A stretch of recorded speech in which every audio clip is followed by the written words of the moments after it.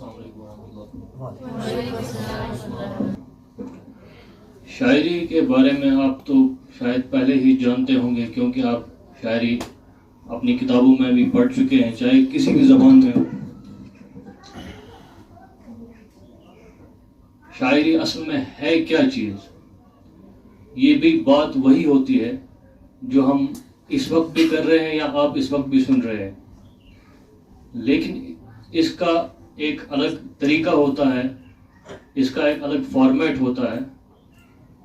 جس کی وجہ سے اس عام سی بات میں ایک کشش، اٹریکشن پیدا ہو جاتی ہے جو آپ کے دل کو ایک دم سے لگ جاتی ہے، اور آپ کو یہ بات اچھی لگتی ہے۔ ورنہ بات یہ بھی وہی ہوتی ہے جو ہم عام گفتگو میں یا عام الفاظ میں پیش کرتے ہیں۔ شاعری کوئی ایسی زبان نہیں ہے جو انسانوں کی زبان نہیں ہوتی، ٹھیک؟ یہ بھی ہماری ہی زبان، میں نے کہا کہ اس کے ٹیکنیکس الگ ہوتے ہیں۔ جیسے میں نے ابھی نیچے دیکھا کہ یا یہاں کہیں پر ابھی دیکھا کہ یہاں یہ پوسٹرز لگے ہوئے تھے، یہ جو مختلف رنگ اس میں استعمال ہوئے ہیں، اس کی وجہ سے اس عام سے پوسٹر میں مختلف رنگ آتے ہیں، یا ایک دیدہ زیب لگتا ہے، اٹریکٹیو لگتا ہے۔ یہی طریقہ ہے کہ ہم شاعری کے ان اصولوں کو اپنا کر، وہ جو اس کا فارمیٹ ہے اس پر عمل کر کے ایک عام سی بات کو اس پیرائے میں ڈال کر، اس فارمیٹ کے تحت بیان کر کے اٹریکٹ بناتے ہیں ایک عام سی بات کو، ٹھیک ہے نا؟ جیسے آپ نے بہت سارے شعر سنے ہوں گے، میں ایک عام سا شعر آپ کے سامنے پیش کرتا ہوں، غالب کا ہے، جیسے دل ناداں تجھے ہوا کیا ہے، ٹھیک ہے؟ آخر اس درد کی دوا کیا ہے؟ دل ناداں تجھے ہوا کیا ہے، یہ عام سی بات ہے، غالب کا مشہور ترین اور آسان ترین شعر ہے، ٹھیک ہے؟ لیکن صرف اس میں کیا ہے، کس چیز نے اس کو زیادہ اٹریکٹیو بنایا ہے؟ جیسے اس میں آپ جانتے ہوں گے کہ میں آپ کے سامنے پھر سے بیان کرتا ہوں، ردیف ہے، اس سے پہلے قافیہ ہے، قافیہ، ردیف اور وزن کی جو پابندی ہے، اس نے اس عام سی بات کو اس طرح کا بنایا ہے۔ ایک تو یہ ایک دم سے آپ کو یاد ہو جائے گا، ٹھیک؟ دوسرا ہے کہ یہ آپ کے جذبات کی ترجمانی کرے گا، عام سی بات بھی ترجمانی کرے گا، لیکن اس کا یہ ہے کہ یاد نہیں رہے گا، جلدی یاد نہیں ہو جائے گا۔ یہ شعر ہے کہ یہ تو جلدی یاد ہو جاتا ہے، سب سے بڑی وجہ یہ ہے کہ یہ آپ کے دل کو چھو جاتا ہے، اٹریکٹ کرتا ہے، یہ آپ کے جذبات کی ترجمانی کرتا ہے، ٹھیک؟ شاعری حالانکہ بہت بڑا فیلڈ ہے، بہت ہی بڑا وسیع فیلڈ ہے، اور سب سے پہلی بات جو اس کے بارے میں مجھے کہنا چاہیے تھی وہ یہ ہے کہ شاعری سیکھی نہیں جاتی، ٹھیک؟ شاعری اس لیے سیکھی نہیں جاتی، جیسے کہ ابھی خالد پرویز صاحب بتا رہے تھے کہ یہ شاعر خدا کا شاگرد کہا جاتا ہے، بلکہ اس کا استاد ہی شاعر کا کون ہوتا ہے؟ بذات خود اللہ ہوتا ہے۔ علامہ اقبال نے ایک شعر کہا ہے فارسی میں، ایک مصرع میں پڑھتا ہوں اس کا، شاعری جزویست از پیغمبری، شاعری پیغمبری کا ایک جزو ہے، یہ انہوں نے کہا ہے۔ یہ بات کتنی بڑی ہے یہ آپ کو ابھی سمجھ نہیں آئے گی۔ یہ دراصل میں سمپل الفاظ میں آپ کے سامنے اس کو بیان کرتا ہوں، وہ یہ ہے کہ یہ اللہ کی طرف سے آتی ہے کوئی بات شاعر کے ذہن میں، جس کو انٹیوشن یا الہام کہتے ہیں۔ انٹیوشن جب آتا ہے، شاعری کے دو مراحل ہوتے ہیں، جیسے آپ کے سامنے پہلے کوئی خیال آتا ہے ذہن میں، ابھی میں نے کہا کہ پوسٹر جس نے بنایا ہے اس کے ذہن میں پہلے یہ آتا ہے کہ میں اس میں یہ رنگ بھرتا ہوں تو یہ کیسا لگے گا، یہ پہلے اس کے ذہن میں آتا ہے، ٹھیک ہے؟ اس کے بعد جب وہ قلم اس پوسٹر پر چلاتا ہے یا اس تصویر بناتا ہے کوئی یا کچھ بھی، جو اس کے ذہن میں پہلے سے آیا ہوا ہوتا ہے وہی وہ اتارتا ہے کاغذ پر، ٹھیک؟ یعنی پہلے اس کا مرحلہ کہاں ہے؟ ذہن میں، خیال، جس کو تخیل کہتے ہیں شاعر، ذہن میں پہلے خیال آتا ہے، تب وہ قلم کی مدد سے کہاں آ جاتا ہے؟ آپ کے کاغذ پر. تو یہ شعر ہے جو آپ عام سی بات کو ایک پرٹیکولر فارمیٹ میں پیش کر کے اور اٹریکٹو بنا کر, عام سی بات کو اٹریکٹو بنا کر, میں اس لیے کہہ رہا ہوں, حالانکہ یہ میں ابھی کہہ چکا ہوں کہ یہ آتا ہے خیال, یہ جیسے ذہن میں آتا ہے, اللہ کی طرف سے الہام ہوتا ہے, تو ہم کیوں کیسے کہہ سکتے ہیں کہ یہ ہم اس کو اٹریکٹو بنا کر پیش کر سکتے ہیں, جبکہ ہم کہتے ہیں خیال آتا ہے ذہن میں. ٹھیک ہے, ہاں, پہلا مرحلہ یہ ہے کہ خیال آئے گا ذہن میں تو ہم اس کو کاغذ پر اتاریں گے, جیسا خیال آیا وہ ہم نے ویسے ہی اس کو کاغذ پہ اتارا. تو دوسرا مرحلہ جو ہے, جس کو میں نے کہا کہ اس کو ہم بیوٹیفل بنا سکتے ہیں, وہ یہ ہے کہ پھر اس کو جس کو ہم کہتے ہیں کہ بیوٹیفائی کرنا ہے, beautify, to make it more beautiful. جیسے اس کو ہم خوبصورت کیسے بنائیں گے, وہ جو رنگ بھرے ہوئے ہیں اس پوسٹر میں, یہ رنگ بھرنے کا جو عمل ہے یہ دوسرا مرحلہ ہوتا ہے. اور یہی مرحلہ جب پیش ہوتا ہے, مکمل ہوتا ہے, تو آپ کے سامنے ایک شعر پیش ہو جاتا ہے شاعر کا, تو آپ کو یہ دیدہ زیب لگتا ہے جیسے یہ پوسٹر, اور ویسے ہی ایک شعر آپ کو بہت عمدہ یا اٹریکٹو لگتا ہے. شعر آپ کے ذہن میں شاعر کی بات کروں گا, شاعر کے ذہن میں جب شعر آتا ہے تو وہ پہلے میں نے کہا کہ وہ 2 مرحلوں سے گزارتا ہے اس کو, تو تیسرے مرحلے میں وہ آپ کے پاس پہنچتا ہے پڑھنے کے لیے, اور تیسرے مرحلے میں آپ کے پاس پڑھنے کے لیے جب شعر آتا ہے تو وہاں پر ایک تھیری کے تحت شاعر کی موت ہو جاتی ہے. مطلب یہ ہے کہ اس نے جو لکھا وہ آپ تک اب آ گیا ہے, اب آپ اس میں کیا معنی نکالتے ہیں. شاعر کی موت کیوں کہا گیا ہے اس تھیری کو, سمپلی کہوں گا کیونکہ آپ بہت چھوٹے ہیں. شاعر کی موت اس لیے کہا گیا ہے, وہاں پر شاعر کا جو عمل دخل ہے, اس کا مطلب کوئی عمل وہاں پر نہیں رہتا ہے. جب آپ کے پاس شعر آ گیا, اقبال کا مان لیجئے, تو اقبال نے جو بھی لکھا ہے وہ اس نے لکھا ہے. اب آپ کیا سمجھ رہے ہیں, آپ اس میں سے کیا معنی نکال رہے ہیں, یہ آپ کے دماغ کی, ہاں, یہ آپ کے دماغ کا یہ ہے مقام کیا ہے, آپ اس کا کس معنی میں آپ اس کو سمجھ سکتے ہیں. اقبال نے جو کہا, ہو سکتا ہے ایسا بھی ہو کہ اقبال نے جو معنی کہا وہ آپ سمجھے ہی نہیں ہو, کسی شاعر نے جو شعر میں معنی کہے ہیں وہ آپ سمجھے ہی نہیں ہو, یا ایسا بھی ہو سکتا ہے جو اس نے نہیں کہے ہیں وہ بھی آپ سمجھ جائیں,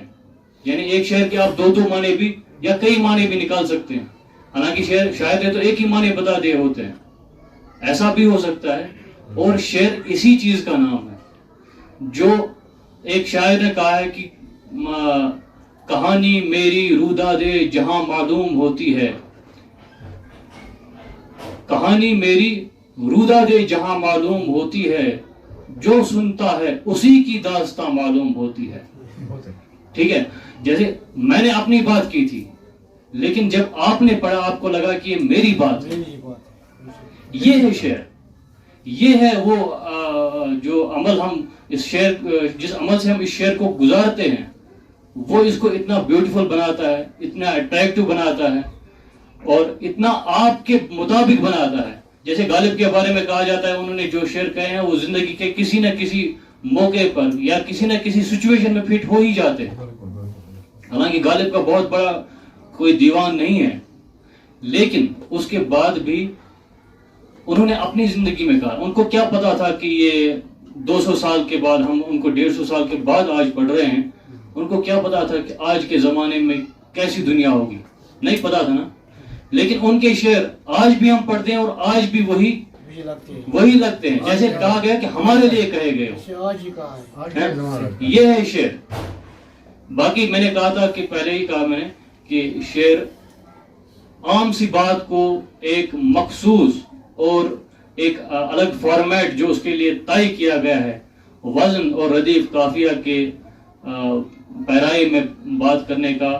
جو انداز ہے, اسی کو شعر کہتے ہیں. ہاں, اب شعر میں ایک چیز اور ہے, وہ آپ کے جذبات جب اس میں شامل ہو جاتے ہیں, شاعر کے جذبات جب شعر میں شامل ہو جاتے ہیں. کوئی شعر, جیسے ابھی میں نے کہا دل ناداں ابھی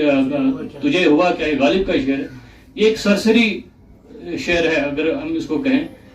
حالانکہ یہ بھی بہت اچھا شعر ہے, بڑا شعر ہے, لیکن ان کے دوسرے اشعار کے مقابلے میں ایک عام سا شعر ہے, سرسری بات کہی گئی ہے. یا سی ونان پیش پیش آمز کات ون آسمان. کوئی بہت میں غالب کے ان اشعار کی اگر آپ کے سامنے تشریح کروں یا ان کے بلکہ پیش کروں، پہلی نظر میں تو یہ آپ کو لگے گا یہ کوئی ایسی زبان ہے کہ جو انسانوں کی زبان ہے ہی نہیں. وہ اتنے مشکل بھی شعر انہوں نے کہے ہیں، لیکن ہمارے پاس یہ جو ابھی ان کا شعر آ گیا، دل ناداں تجھے ہوا کیا ہے، آخر اس درد کی دوا کیا ہے، یہ بھی تو انہی کا شعر ہے اور یہ بھی تو ہمارے دل کو چھو گیا ہے. اس نے بھی ہمارے کہیں نہ کہیں ہماری ترجمانی کی، ہمارے جذبات کی. تو جذبات کو شامل کرنا اشعار میں، ان الفاظ میں، وہ اس شعر کو شعر بناتا ہے اور آپ کے جذبات کے مطابق شعر بناتا ہے. شاعر کی ایک خصوصیت یہ بھی ہوتی ہے کہ یہ قوم، جو پوری قوم، پوری انسانیت ہے، اس سے مختلف سوچتا ہے ایک شاعر. بلکہ علامہ اقبال نے تو ایک شاعر کو قوم کی آنکھ قرار دے دیا ہے. جیسے انہوں نے کہا ہے، مبتلا درد کوئی عضو ہو روتی ہے آنکھ، مبتلا درد کوئی عضو ہو روتی ہے آنکھ، کس قدر ہمدرد سارے جسم کی ہوتی ہے آنکھ. ٹھیک ہے، مطلب اس کا میسج کیا ہے اصل میں؟ آپ دیکھیں، اگر جسم میں کہیں پر بھی چوٹ لگے یا درد پیدا ہو تو آنسو آنکھ سے نکلتے ہیں. پاؤں میں بھی درد ہو، چوٹ ہو تو آنسو آنکھ سے نکلتے ہیں. آپ تو سائنس پڑھتے ہوں گے کہ اس کا ایک مرحلہ ہوتا ہے. جیسے پاؤں میں کانٹا چبھے تو پہلے یہ میسج دماغ تک پہنچ جاتا ہے، تو دماغ واپس یہ میسج کو سینڈ کرتا ہے. ٹھیک ہے نا؟ تو آپ یہ محسوس کرتے ہیں کہ ایک کانٹا کہاں پر لگا ہے. جیسے پاؤں میں ایک کیل لگ گئی کسی کے، تو دماغ تو سر میں ہے اور آنسو کہاں سے نکلتے ہیں؟ آنکھ سے. تو اقبال نے اسی لیے کہا ہے کہ پوری قوم جو ہے، اس کی آنکھ اگر ہے تو وہ شاعر ہے. یعنی یہ پوری قوم کا جو درد ہے وہ شاعر محسوس کرتا ہے، ہاں، اور اس کی ترجمانی کرتا ہے. یہ ہے شاعر، یہ ہے شاعری، اور یہ ہے شعری جو بیان ہے عام سی بات کو. میں بار بار یہی کہوں گا کیونکہ آپ کے ذہن میں یہ بات آنی ہی چاہیے کہ شعر بھی ایک عام ہی بات ہوتی ہے، لیکن اس میں جذبات، کیفیات اور وہ جو لوازمات میں نے کہے ان کو شامل کر کے، اور اس کے ساتھ ساتھ وہ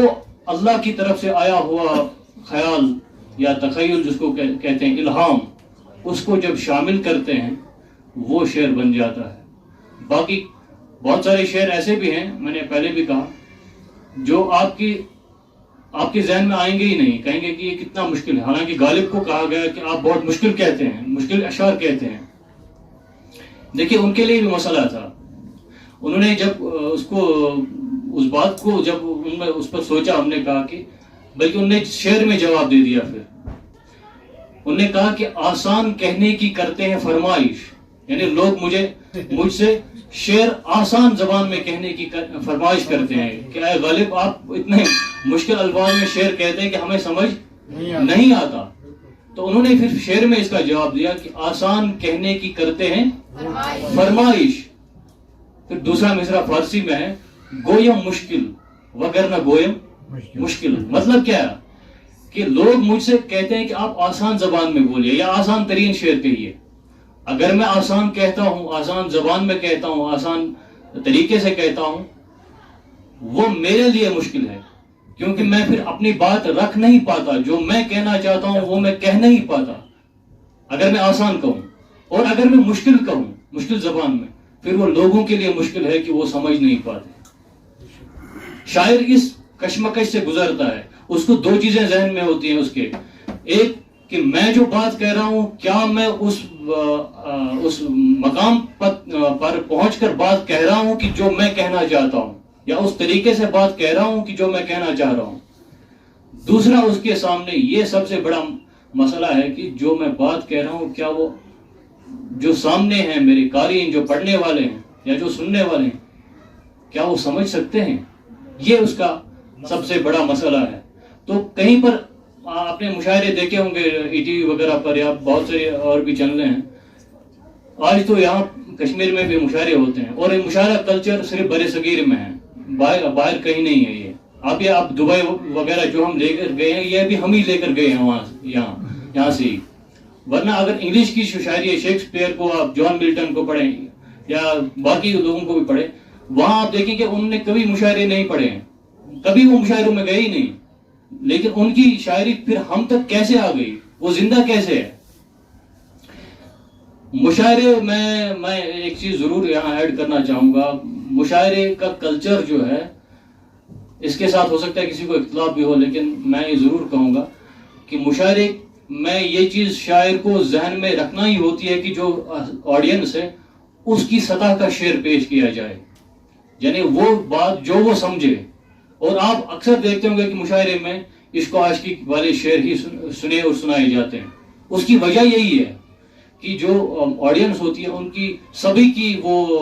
ان کا سبھی کا معیار ایسا نہیں ہوتا کہ وہ دقیق شعر, یعنی بہت باریک جو بات کہی گئی ہو وہ بھی سمجھ لیں. اور یہ ایک نقصان ہے مشاعروں کا کہ وہاں پر اس سطح پر شاعر کو آنا پڑتا ہے, یا وہ اس سطح کا کلام پیش کرنا پڑتا ہے کہ جو ضروری آڈینس کو, اور کیونکہ آڈینس میں عام لوگ بھی ہوتے ہیں, ان کو بھی سمجھ آنا چاہیے, وہ اس نظر سے دیکھتے ہیں تو وہ مشاعرے میں کلام پیش کرتے ہیں. اور یہ بھی ضروری ہے کہ جو بات کہی جائے اگر وہ سامنے لوگوں تک نہیں, جیسے ابھی میں کوئی بات کر رہا ہوں, اگر آپ تک وہ نہیں پہنچ رہی ہے, آپ تک نہیں پہنچنے کا مطلب یہ نہیں کہ آپ تک آواز نہیں پہنچ رہی ہے, مطلب یہ ہے کہ آپ اگر اس کو سمجھ نہیں رہے ہیں تو میرا یہاں پر بولنا فضول ہے. تو شاعر بھی یہی سوچتا ہے کہ کن مراحل سے گزر کر ان کو, اور یہ سب سے مشکل کام ہے ایک شعر کو اس طرح سے بیان کرنا کہ وہ پھر اپنے خیالات جذبات کو بھی برقرار رکھے, اور یہ چیز بھی ذہن میں رکھے کہ اگلے کو, یعنی جو سننے والا ہے, اس کو سمجھ بھی آئے. تو یہ عمل شاعر کے لیے بہت ہی مشکل ہوتا ہے, اس کو کس طرح سے پیش کیا جائے آگے. باقی شاعر, یہ میں نے کہا کہ یہ بہت بڑا موضوع ہے, بہت ہی بڑا وسیع فیلڈ ہے. یہ کچھ بنیادی باتیں ہیں. ردیف قافیہ تو آپ جانتے ہوں گے, جیسے اگر آپ میں سے کسی کو اس کے ساتھ کوئی رغبت ہو, شغف ہو, وہ کوئی شعر کہتا ہو, کہنے کی کوشش کرتا ہو, یہ ضروری نہیں ہے کہ بہت بڑی عمر میں ہی کوئی اچھا شعر کہا جا سکتا ہے, چھوٹی عمر میں بھی آپ اچھے شعر کہہ سکتے ہیں. تو اقبال نے اپنی چھوٹی عمر میں ایک شعر کہا تھا, تو بڑے جو لوگ وہاں بیٹھے تھے انہوں نے کہا تھا, موتی سمجھ کے شان کریمی نے چن لیے, موتی سمجھ کے شان کریمی نے چن لیے, قطرے جو تھے میرے عرق انفعال کے. یہ بہت چھوٹی عمر میں کہا گیا, بہت عمدہ شعر. تو وہاں پر مولانا ارشد گورگانی, آپ نے شاید نام نہیں سنے ہیں, تو میں پھر بھی کہوں گا کیونکہ ریکارڈ آپ تو کبھی دیکھ لیں گے اس کو. تو مولانا ارشد گورگانی نے کہا کہ اقبال اس عمر میں یہ شعر, یعنی یہ عمر کی بات نہیں ہے, آپ چھوٹی عمر میں بھی بہت عمدہ شعر کہہ سکتے ہیں, بڑا شعر کہہ سکتے ہیں. اصل میں یہ آپ کے ذہن میں جو اس کا شاعری کا مطلب مواد ہے, جس کو تخیل کہتے ہیں, وہ اگر اچھا ہے تو آپ بھی اچھے شعر کہہ سکتے ہیں, اچھے شاعر بن سکتے ہیں. اور اس لیے نا امید ہونے کی ضرورت نہیں ہے. اقبال نے کہا کہ نہ ہو نا امیدی زوال علم و عرفان ہے. ہاں, امید مرد مومن ہے خدا کے رازدانوں میں, یا وہ کیا ہے کہ نہیں ہے نا امید اقبال اپنی کشت ویراں سے, نہیں ہے نا امید اقبال اپنی کشت ویراں سے, ذرا نم ہو تو یہ مٹی بہت زرخیز ہے ساتھی. بکر آپ چیز ہوئے چونکہ فرمائش آئے ان طرف, شاید تو یہ ساری زنان کہ یہ بارہمولہ من اخ بڑ دینی ہستی یمو کن پرویز احمد ذکر کور, شاہ ہمدان صاحب ستم سادات آئے, تمن ہند پت کی مثال شاہ ہمدان صاحب نے فرزند ست آئے حضرت سید محمد سخی جامباز ولی علیہ رحمہ یہاں زیارت بارہمولہ من خانپورس من. تہ سارے پتہ کہ تھی تپری وہاں جامباز صاحب استان یافت بنائے ہو. تمن پہ میں منقبت لکھن, منقبت گئے, بہ سمجھا گو غزل گئے, چونکہ وہ آو یہ فرمائش گوڑ سمجھا بہ غزل گئی کیا گئی غزل گئی یہ یت من کہاں ٹائٹل آمد دن موضوع غزل آسان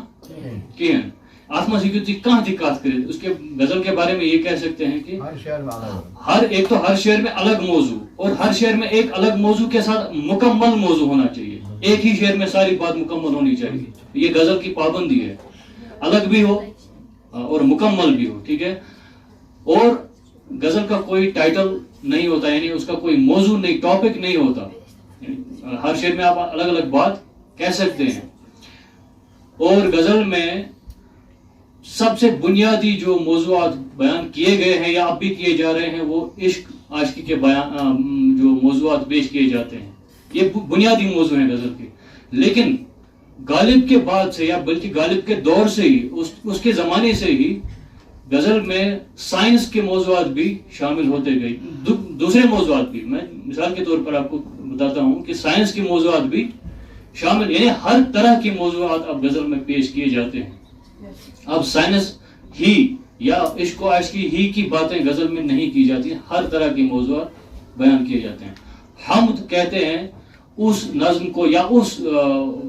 غزل کو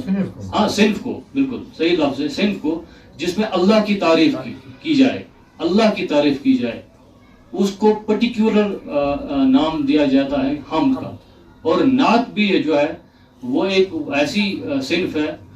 جس میں چاہے وہ غزل کے فارمیٹ میں ہو یا پھر نظم کے فارمیٹ میں لیکن صنف وہ ہے جس میں حضور صلی اللہ علیہ وسلم کی تعریف کی جائے اور اسی طرح پھر منقبت جو انہوں نے کہا کہ منقبت ہے منقبت میں اصحاب رسول کی یا پھر اولیاء اللہ کی تعریف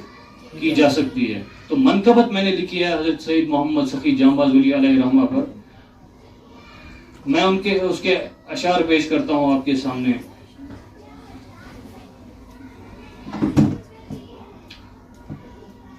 کیونکہ مجھ سے نہیں کہا گیا تھا کہ مجھے یہ پڑھنا ہے یہاں پر پہلے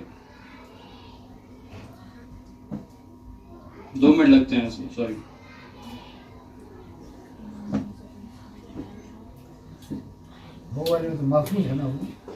جی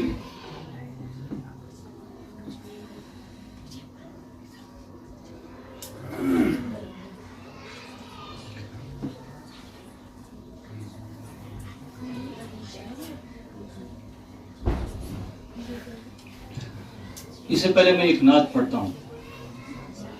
یہ میری گزارش ہے ان سے ان نے فرمائش کی ہے منقبت کی لیکن میری خواہش ہے کہ میں اس سے پہلے ایک نعت پڑھوں نعت ہے اور اس کا پہلا شعر جس کو مطلع کہتے ہیں کہ سراپا آرزو میرا دل دیوانہ ہو جائے سراپا آرزو میرا دل دیوانہ ہو جائے بنا روزے کو دیکھے آنکھ ناکارہ نہ ہو جائے خیالوں میں جب بھی روزے اقدس پہ جاتا ہوں خیالوں میں جب بھی روزے اقدس پہ جاتا ہوں عقیدت کا یہ عالم ہے کہیں سجدہ نہ ہو جائے عقیدت کا یہ عالم ہے کہیں سجدہ نہ ہو جائے اور یہی خدشہ لگا رہتا ہے جب بھی پیش ہو جاؤں یہی خدشہ لگا رہتا ہے جب بھی پیش ہو جاؤں کہیں یہ گنبد خضرا میرا کعبہ نہ ہو جائے اور پڑے رہنے دو مجھ کو بس در اقدس پر ایسے ہی پڑے رہنے دو مجھ کو بس در اقدس پر ایسے ہی کبھی بھی عید نہ آئے کبھی عرفہ نہ ہو جائے اور الہی ذرہ خاک مدینہ میں بھی ہو جاؤں الہی ذرہ خاک مدینہ میں ہی ہو جاؤں کہیں ایسا نہ ہو آنا ہی دوبارہ نہ ہو جائے اور اس نعت کے بعد میں جس چیز کی فرمائش کی گئی ہے منقبت حضرت سید محمد رفائی اصفہانی المعروف سخی جامباز ولی اس کا ٹائٹل ہے یہ نظم کے صورت میں منقبت ہے حالانکہ اس کا فارمیٹ غزل کا ہے یہ آپ تھوڑی سی دقیق باتیں یا بھی آپ نہیں سمجھ پائیں گے میں پیش کرتا ہوں اس کو پہلی منقبت ہے اس کے اشعار ہیں اور اس کا مطلب عرض کیا ہے کہ حق پرستار ہے سخی جانباز، حق پرستار ہے سخی جانباز،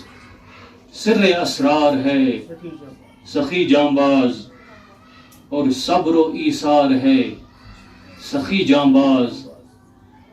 حسن کردار ہے سخی جانباز، کفر پر وار ہے سخی جانباز، کفر پر وار ہے سخی جانباز، شیر کرار ہے سخی جانباز،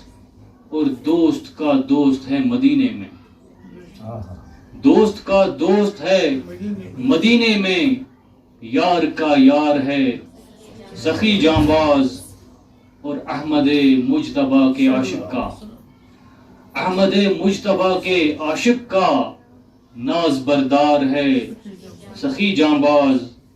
اور مہر تاباں ہے ماہ روشن ہے، مہر تاباں ہے ماہ روشن ہے، حق کا اظہار ہے سخی جانباز، اور میں بھی اس قافلے میں شامل ہوں، میں بھی اس قافلے میں شامل ہوں جس کا سالار ہے سخی جانباز۔ دوسری منقبت ہے اولیاء کا ولی سخی جانباز، اولیاء کا ولی سخی جانباز، انتہائی سخی سخی جانباز، اور روح کی تازگی سخی جانباز، روح کی تازگی سخی جانباز، آنکھ کی روشنی سخی جانباز، اور آپ کے جد ہیں حسن اور حسین۔ وہ نجیب الطرفین سید ہیں، سید محمد سخی جانباز ولی علیہ رحمہ، آپ کے جد ہیں حسن اور حسین، سید فاطمی سخی جانباز، اور رب کے نور سے ہوئے معمور، رب کے نور سے ہوئے معمور، ظاہری باطنی سخی جانباز، اور جاہو حشمت پہ لے گئی بازی۔ یہ ایک ہسٹری ہے، میں اس میں اشعار میں پیش کر رہا ہوں کیونکہ یہ بہت لمبی، اس میں جیسے ابھی میں نے کہا کہ آپ کے جد ہیں حسن اور حسین، ہاں یہ تلمیش، یعنی میں ان کے لیے کہتا ہوں، سمپلیفائی کر کے بتاتا ہوں کہ حسن اور حسین ان کے جد میں سے ہیں، حضرت حسن اور حضرت حسین یہ ان کے اجداد میں سے ہیں، جیسے حضرت حسن کی طرف سے ان کی والدہ ہیں اور حضرت حسین کی طرف سے ان کے، ہاں بالکل دوے ان میں کہ نجیب الطرف ہیں، یعنی جن کے دونوں طرف سے، باپ کی طرف سے اور ماں کی طرف سے، دونوں سے ان کا نسب جو ہے وہ ملتا ہے حضرت صلی اللہ علیہ وسلم، بالکل۔ تو اسی طرح جیسے جاہو حشمت پہ لے گئی بازی، آپ کی سادگی سخی جانباز، یہ آپ سب جانتے ہوں گے کہ یہ کون سی بادشاہ چھوڑ کر آ گئے اور ہمارے بارہمولہ میں ابھی ہیں، تو سادگی کی زندگی گزاری ہے، ٹھیک ہے۔ جاہو حشمت پہ لے گئی بازی، آپ کی سادگی سخی جانباز، اور میں محب و مرید ہوں تیرا،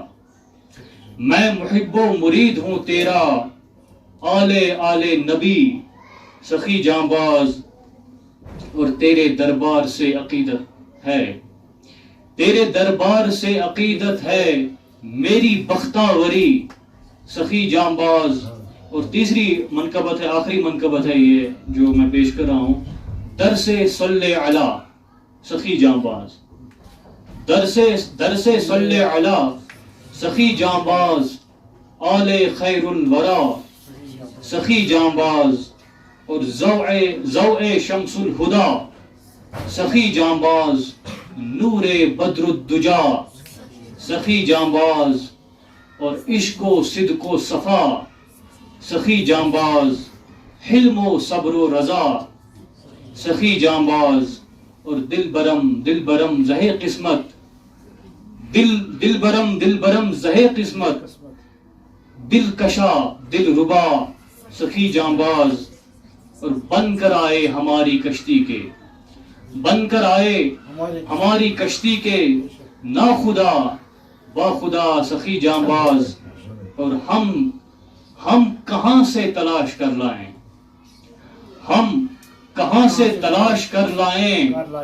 آپ سا دوسرا سخی جانباز، ہم کہاں سے تلاش کر لائیں آپ سا دوسرا سخی جانباز، اور آپ کی جاں فشانیوں کو سلام، آپ کی جاں فشانیوں کو سلام، مرحبا مرحبا سخی جانباز۔ بہت بہت شکریہ۔ ہاں، یہ اس میں کچھ الفاظ ایسے ہوں گے کہ جو آپ کی سمجھ میں نہیں آئے ہوں گے، کیونکہ موقع نہیں ہے ابھی، اور یہ ویسے آپ کی سطح کی بھی بات نہیں ہے، اس لیے میں کیونکہ انہوں نے فرمائش کی تو میں نے پیش کیا، تو جزاک اللہ، آپ کا بھی آپ نے سن لیا۔ اور مجھے امید ہے کہ آپ سب جن کو کوئی شعر میں ذوق ہو جن کا، وہ کبھی نہ کبھی خود بھی لکھیں گے، اور شعر آپ پڑھتے رہیے، کسی کے بھی ہوں، اچھے شاعروں کے جب آپ شعر پڑھیں گے تو آپ کے اندر ایک ذوق پیدا ہوتا ہے، اور جس کے اندر وہ انسٹنکٹ موجود ہو وہ خود ہی ایک انشاءاللہ کبھی نہ کبھی ایک اچھا شاعر بن کر سامنے آئے گا ضرور انشاءاللہ۔ جیسے میں نے ابھی کہا تھا آپ کو کہ شاعر کی بات اور عام بات میں کیا فرق ہوتا ہے، میں اس وقت مثال دینا بھول گیا تھا۔ میں ایک مثال دیتا ہوں آپ کو علامہ اقبال کے 2 اشعار سے، بلکہ 3 اشعار سے۔ اے چاند حسن تیرا فطرت کی آبرو ہے، تحفے حریم خاکی تیری قدیم خو ہے، میں مضطرب زمیں پر بے تاب تو فلک پر، تجھ کو بھی جستجو ہے مجھ کو بھی جستجو ہے۔ اور یہ شعر خاص کر میں جو مثال کے طور پیش کرنا چاہتا ہوں، یہ داغ سا جو تیرے سینے میں ہے نمایاں، چاند کے سینے پر، چاند پر سبھی نے داغ دیکھا ہے، لیکن شاعر نے کس طرح سے داغ دیکھا ہے، اقبال نے کس طرح سے داغ دیکھا ہے، وہ میں بیان کرنا چاہتا ہوں آپ کے سامنے، کہ شاعر کی نظر کس طرح سے الگ دیکھتی ہے۔ باقی دیکھتے تو وہ بھی، شاعر بھی ایسے ہی ہیں جیسے آپ اور ہم اور سبھی دیکھتے ہیں، لیکن پھر اسے عکس کرنا یا اس کو ایک الگ رنگ دینا، شاعرانہ رنگ دینا، وہ شاعر کا کمال ہوتا ہے۔ سائنسی موضوع کو بھی شاعرانہ رنگ میں پیش کر کے علامہ اقبال نے یہاں پر یہ بہترین ایک مثال پیش کی ہے، جیسے یہی یہ داغ سا جو تیرے سینے میں ہے نمایاں، عاشق ہے تو کسی کا یہ داغ آرزو ہے۔ اب دیکھیے اس میں کیا ہے، اگر ہم سائنس کی روح سے اس میں دیکھیں گے تو یہ داغ اصل میں ہے کیا جو ہم چاند پر دیکھتے ہیں۔ فزکس میں آپ پڑھتے ہوں گے، خاص کر ایسٹرو فزکس میں، وہ کہ چاند کے جو یہ داغ ہیں ہم جو دیکھ پاتے ہیں، یہ اصل میں چاند پر چھوٹے چھوٹے ماؤنٹینز ہیں جن پر آفتاب کی روشنی جب پڑتی ہے تو وہ اگلی طرف ایک سایہ بن جاتا ہے، ٹھیک ہے، یا وہ دو بنایا، کوئی چیز ٹکرائی ہے، کبھی کوئی ایسٹرائڈ یا میٹرائڈ ٹکرایا ہے تو اس کی وجہ سے ایک بہت بڑا سا گڈھا بن گیا ہے جس میں سورج کی روشنی پہنچتی نہیں ہے، اور وہاں کا سایہ جو ہے وہ ہم جب یہاں دیکھتے ہیں تو یہ سائنس کہتی ہے کہ وہ ہم یہاں دیکھتے ہیں تو ہم وہ چاند کے سینے پر داغ محسوس کرتے ہیں۔ لیکن علامہ اقبال نے شاعر کی نظر سے جب دیکھا تو انہوں نے کیا کہا ہے، عاشق ہے تو کسی کا یہ داغ آرزو ہے۔ تو یہ فرق ہے شاعر کی آنکھ میں اور عام ایک انسان کی دیکھنے میں کیا فرق ہے، ورنہ حقیقت جب ہم دیکھیں گے تو آپ کو میں نے دونوں چیزیں بتائی ہیں کہ سائنس کیا کہتی ہے اس کے بارے میں، اور شعر کس طرح سے بیان کیا گیا ہے، اور دونوں ہی خوبصورت ہیں۔ شاعر کا نظریہ بھی خوبصورت ہے اور سائنس کا جو نظریہ بلکہ وہ حقیقت ہے، فیکٹ ہے۔ سائنس ہمیشہ فیکٹ پہ بیسڈ ہوتی ہے، شاعری ہمیشہ امیجنیشن پہ بیسڈ ہوتی ہے، اللہ ماشاء اللہ اگر کوئی ہسٹوریکل شعر ہو، یا جیسے ابھی تلمیحی شعر، جیسے کوئی ہسٹوریکل واقعہ ہوا، جیسے میں سمجھاؤں آپ کو، نار نمرود کو کیا گلزار، نار نمرود کو کیا دوست کو یوں بچا لیا تو نے، یہ داغ دہلوی کا شعر ہے۔ اور اس آتش نمرود میں عشق، بے خطر کود پڑا آتش نمرود میں عشق، عقل ہے محو تماشائے لب فام ابھی۔ ہم نے صرف کہا کہ نار نمرود کو کیا گلزار،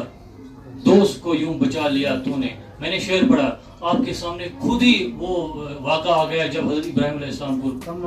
آگ میں ڈالا گیا۔ میں نے نہیں کہا نا، وہ واقعہ نہیں پڑھا آپ کے سامنے، اس کو تلمیح کہتے ہیں، ہسٹوریکل، یعنی یہ فیکٹ پر مبنی ہے۔ میں کہہ رہا تھا کہ اکثر شاعری جو ہے وہ امیجنیشن پر جو شاعر کا تخیل ہے اس پر بیسڈ ہوتی ہے. لیکن اللہ ماشاء اللہ کبھی کبھی ہسٹوریکل جو بات ہوتی ہے کبھی اس کو اگر پیش کیا جائے تو اس کو بھی فیکٹ کے زمرے میں ہی رکھیں گے, جیسے ہم سائنس کو فیکٹ کے زمرے میں رکھتے ہیں, بلکہ سائنس تو فیکٹ پر ہی مبنی ہوتی ہے. یہ مثال میں اس وقت دینا بھول گیا تھا. تو یہ سمجھنے کی بات ہے کہ کیا فرق ہے شاعر کی آنکھ میں جو دیکھنے کا نظریہ ہے شاعر کا, اور عام انسان کے دیکھنے کا نظریہ, بس فرق یہی ہے. شکریہ.